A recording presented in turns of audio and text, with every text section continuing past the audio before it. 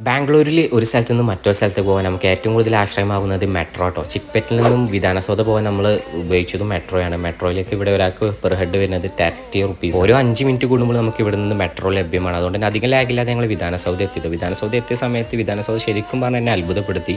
ഏകദേശം 60 ഏക്കറിൽ പരന്ന് കിടക്കുന്ന ഒരു കെട്ടിട സമുച്ചയ വിസ്മയം എന്നൊക്കെ വേണമെങ്കിൽ ഇതിനെ വിശേഷിപ്പിക്കാം കേട്ടോ. പിന്നെ വേറെ ഒന്നുകൂടെ, വിശേഷ ദിവസങ്ങളായ ഇൻഡിപെൻഡൻസ് ഡേ അങ്ങനെയുള്ള ദിവസങ്ങളിൽ നിങ്ങൾ ഇങ്ങോട്ടേക്ക് വരികയാണെങ്കിൽ രാത്രി നിങ്ങൾക്ക് ലൈറ്റിങ്ങൊക്കെ ആയിട്ട് അടിപൊളി വ്യൂ ഇവിടെ നിന്ന് ആസ്വദിക്കാം. നിങ്ങൾ ബാംഗ്ലൂർ വരികയാണെങ്കിൽ മസ്റ്റായിട്ട് വിസിറ്റ് ചെയ്യേണ്ട ഒരു സ്ഥലം തന്നെയാണ് വിധാനസൗധ. അല്ലെങ്കിൽ ജീവിതത്തിൽ ഒരിക്കലെങ്കിലും ഈ ഒരു സ്ഥലം നിങ്ങൾ കണ്ടിരിക്കണം എന്ന് തന്നെ ഞാൻ പറയും. ഇങ്ങോട്ടേക്ക് വരുന്നവർ ഒരു കാര്യം പ്രത്യേകം ശ്രദ്ധിക്കുക, സുരക്ഷാ മാനദണ്ഡങ്ങൾ കണക്കിലെടുത്ത് ഇവിടേക്ക് ഇപ്പോൾ പബ്ലിക്കിന് അലോ ഇല്ല. മുൻകൂട്ടി അനുമതിയോ പാസ്സൊക്കെ എടുത്ത് നിങ്ങൾക്ക് ഉള്ളിലേക്ക് പ്രവേശിക്കാവുന്നതാണ്. ഏകദേശം 1 മണിക്കൂർ നമുക്ക് ഇവിടെ ചെലവഴിക്കും. 1951 പണി ആരംഭിച്ച ഈ ഒരു വിധാനസൗധ 1956 പണി പൂർത്തിയാക്കിയത് കേട്ടോ. ഏകദേശം 5 വർഷം എടുത്തു ഈ ഒരു കാണുന്ന ഗോപുരം അല്ലെങ്കിൽ ഈ ഒരു കെട്ടിട സമുച്ചയം. അങ്ങനെ വിധാനസൗധയുടെ ഭംഗി ആവോളം ആസ്വദിച്ച് ഞങ്ങൾ മടങ്ങുമ്പോഴേക്കും ഏകദേശം സമയം ഉച്ച കഴിഞ്ഞിരുന്നു. എനിക്കാണെങ്കിൽ നല്ല വിശപ്പുണ്ടായിരുന്നു. അങ്ങനെ കഴിക്കാൻ എന്തെങ്കിലും കിട്ടുമെന്ന് നോക്കുന്നിടയിൽ ഞാൻ ഒരു പിസ്സ ഹട്ട് കണ്ടത്. അവിടെ കയറി വീട്ടിലെത്തുന്നവരെ പിടിച്ചേക്കാൻ വേണ്ടി ഒരു പിസ്സയും കഴിച്ചിട്ടാണ് ഞങ്ങൾ മടങ്ങിയത്. അങ്ങനെ നമ്മുടെ ഫസ്റ്റ് ദിവസത്തെ പകൽ കാഴ്ചകൾ അതോടുകൂടി അവസാനിച്ചിരുന്നു. പോകുന്ന വഴിയിൽ നമ്മൾ ബയ്യയും കണ്ട് ബയ്യയും കൂട്ടി ഞങ്ങൾ നേരെ വീട്ടിലേക്ക് വിട്ടിട്ടോ. അപ്പോൾ രാത്രിയിലെ വിശേഷങ്ങളും കാഴ്ചകളുമായി നമുക്ക് അടുത്ത വീഡിയോയിൽ കാണാം. ബൈ.